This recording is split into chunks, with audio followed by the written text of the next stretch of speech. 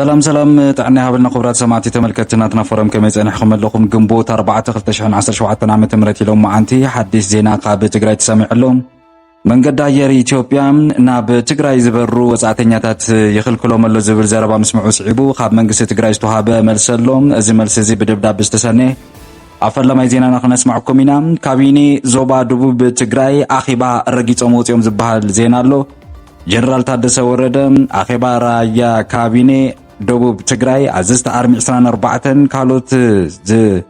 ተመልከተ ሐዲስ ዝበጽሐና ጸብጻበሎ እዚ ዜና ዝሕዚ ካብ ናትና ፈረም ክትሰምዑኹም ናይ ሓይሊ ስጉምቲ ዘላቀ ሰላምን ዘተማመን ድሕነትን ከረጋገጽ ይኽእልን ዝብልውን ኣብቲ አዳራሽ ዝተሰምዐ ዘረባ ጀነራል ታደሰ ወረደ ፕሬዝዳንት ግዚያዊ ምምሕዳር ትግራይ ውን ሕዚ ክነስማዕኩም ኢና ምዞም ዜናታት እዚኦም ኣነ ሃገር ተክለ ብርሃን ጻንሒት ክገብር ሰናይ ምክትታል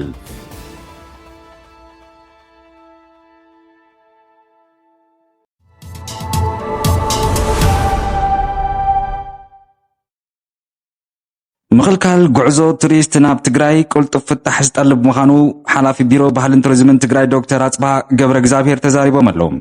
ካብ ዝተወሰኑ መዓልትታት ማለት እውን ካብ ግንቦት 2017 ዓ.ም ጀሚሩ ናብ ትግራይ መገሻ ዝገብሩ ናይ ደገ ቱሪስት ኮነ ኮላይ ናይ ፕሮጀክት መሓዙት ናብ ትግራይ ከይገሹ ኣብ ኣየር መንገዲ ኢትዮጵያ ይኽልከሉ ከም ዘሎ ሓበሬታ ከም ዝወጽሖ ዶክተር አጽባ ገብረ እግዚአብሔር ለማዓንተ ድሕሪ ሰዓት እዮም ተዛሪቦም ካብ ተወሳኺ ኣቀዲሞም ዝኣተው ከዓ ትግራይ ገዲፎም ክወጽኡ ይግበሩ ከም ዘለው ሓበሬታ በጽሕና ኣሎ ዝበሎ እቶም ሓላፊ ምክልካል ንምንታይ ክሳብ መዓዝን ጻሪኻ መፍትሕ ንምምጻእ ቢሮኦም ናብ ዝመልከቶ ኣካል ማለት እውን ናብ ትግራይ ፕሬዝዳንት ግዚያዊ ምምሕዳር ትግራይ ጀነራል ታደሰ ወረደ ሓዊሱም ናብ ፌደራል መንግስቲ ኢትዮጵያ ኣካላት ክስርሐሉ ሕቶ ቀሪቡ ከም ዘለውን ተፈሊጡ ዝህሉ ዝምዕባለም ንቤተሰብ ቱሪዝም ኢንዱስትሪ ክነፍልጥ ኢና ዝበሉ ዶክተር አጽባሃም ከም ተጋሩ ዝተበላሸወ ምስልና بحبرة نهنت تግራይ ተመራጺት ተደላይት ዓድን ምግባር ሰሚርና ንስራሕ ውሽጣዊ ሓድነትና ሰላምን ኣስጢምና በመሓዝ ስጋት ሃወጽትን ምፍታሕ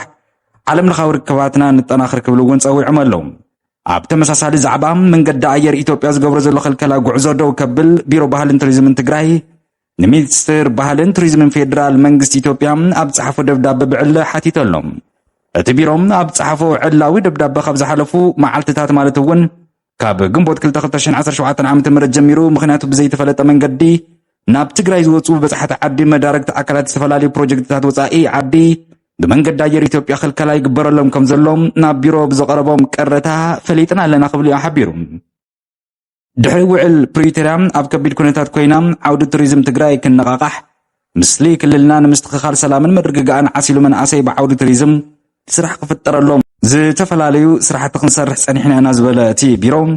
ዝተበላሸወ ዓውዲ ቱሪዝም ብሓባር ንምህናጽ ኣብ ንጽዕረሉ እዋን ብከምዚ ዝበለ መሕዘንን ሞራል ህዝቢ ዝትንክፍ ከም እውን እቲ ዝድለ ሰላም ምርግጋእን ከይመጽእ ዝገብር ተግባር እዩ ክብሉ እውን ኣፍሊጠሎ እቲ ቢሮ ብምዃኑ ሚኒስትር ባህልን ቱሪዝምን ፌደራል መንግስቲ ኢትዮጵያ እቲ ጉዳይ ዘስዕቦ ሓደጋ ኣብ ግምት ብምእታው ምስ ዝምልከቶም ኣካላት ብምዝራብ ህዝቢ ፍታሕ ክገብረሉ እውን ንጽውዕ ክብል ኣፍሊጠሎም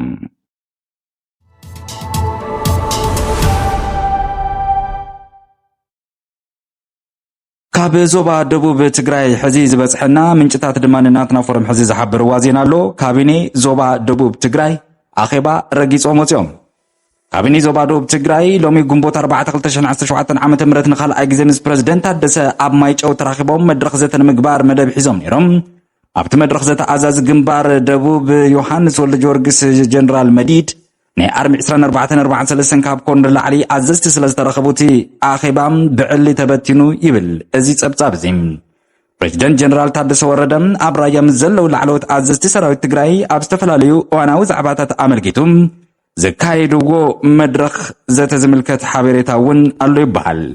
ኣዛዚ ኣርሚ 24 ኣብዚ መድረኽ ካብ ኣርሚ 24 ኣዛዚ ኣርሚ 24 ኮሎኔል ካሕሳይ መኮነን ሸሪፎም ኮሚሳር ኣርሚ 24 ወደ ሸብር ኣዘዝቲ ኮራትዮም ተሳተፉ ዝበሃል ዘልዕልዎ ሓሳባት ድማ ዝተፈላለዩ ነጥብታት ኣብ ጉዳይ ሰላም ዝህውኹ ህዝቢ ራያ እውን ይርብሸለው ንዝበልዎም ፖለቲከኛታትና ኣመራርሓታት እውን ምምሕዳር ግዚያዊ ትግራይ እውን ኣደብ ክገዙ ክገብሮም ኣለዎም ዝብል ሓሳብ ዝተለዓለ እንትኾን ኣዘዝቲ ኣርሚ 43 ጆን መዲድ ወዲ ወረደ ዝተፈላለዩ ነጥብታት ኣብዚ ጉዳይ ዝተለዓለ እንትኾን ወዲ ወረደ እቲ ክሳብ ሕዚ ዝተፈጸመ ብዙሕ ጸገም ተፈጢሩ እዩ ነዚ ትግራይ ንኽብተን ዝገብር ዘሎ ፍጹም ክንደግሞ የብልናን ብዝብልን ህዝቢ ራያ ውድቡ ይጽውዕሎ ዝብል እውን ጌጋ እዩ እንዳ ውድብ እውን ንስኹም ብጌጋ ዘቕርብኩምሎም ጸብጻብዮም ዝጋገዩ ዘለዉ ስለዚ ሰብ ኣይተጋጊዩ ስራሕኩም ስርሑ ዘይምልከተኩምን ዘይምልከተኩምን እውን ፈሊኹም ስርሑ ሕጊ ተኽብሩሉ ምኽንያት እውን ድለዩ ዝብል መልሲ ከም ዝተዋሃበ እውን ኢና ሰሚዕና ዘለና እዚ ከምዚ ኢሉ እንዳሃለወ እውን ናይ ሓይሊ ስጉምቲ ዘላቕ ሰላም ዘተኣማምን ድሕንነት ከረጋግፅ ስለ ዘይኽእል ንኹሎም ፀገማት ብሰላማውን ፖለቲካውን ጥራሕ ክፍታሕ ከም ዘለዎ ጀነራል ታደሰ ወረደ ኣብቲ ኣኼባ ተዛሪቦም ኣለዎም ጀነራል ታደሰ ወረደ ነዚ ዝበሉ ግንቦት 3 2017 ዓ.ም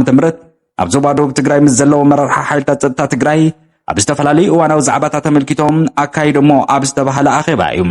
ናይ ሓይሊ ስጉምቲ ዘላቕ ሰላም ዘተኣማምን ድሕንነት ትግራይ ንምርግጋጽ ከም ዘይከኣል ዝሓበሩ ጀነራል ታደሰ ወረደ ንኹሎም ፀገማት ብሰላማዊ ፖለቲካዊ ኣገባብ ጥራሕ ክፍታሕ ከም ዘለዎ ሓቢሮም ኣለዎም ኣብዚ እዋን እዚ ነንባዕልና እናተሓላለኽና እንዳተዋጠጥና ክንከይድ ኣብ ዘይንኽእለሉ ብርኪ በፂሕና ኢና ዝበሉ ፕሬዚደንት ጀነራል ታደሰ እቲ ዘለና እንኩ ዕድል ተደጋጊፍካ ተሓጋጊዝካ ውሽጣዊ ፀገማትካ ፈቲሕኻ ምኻድ እዩ ክብሎም ተዛሪቦም ዝኾነ ዓይነት ደጋዊ ርክብ ብመንግስቲ ዝምእኸል ፋይድኡ ዝምዘን ስትራቴጂካዊ ዘለውን ክኸውን ከም ዝግባእ ፕሬዚደንት ጀነራል ታደሰ ወረደ ብምዝራብ ኣብ ዝሓለፉ እዋናት ዘጥፋዕናዮም ኩሎም ዘኽብሩ ማእኸላት ግድን ክህልውና ክንገብር ኣለና ክብሉ እውን ተዛሪቦም ኣለዉ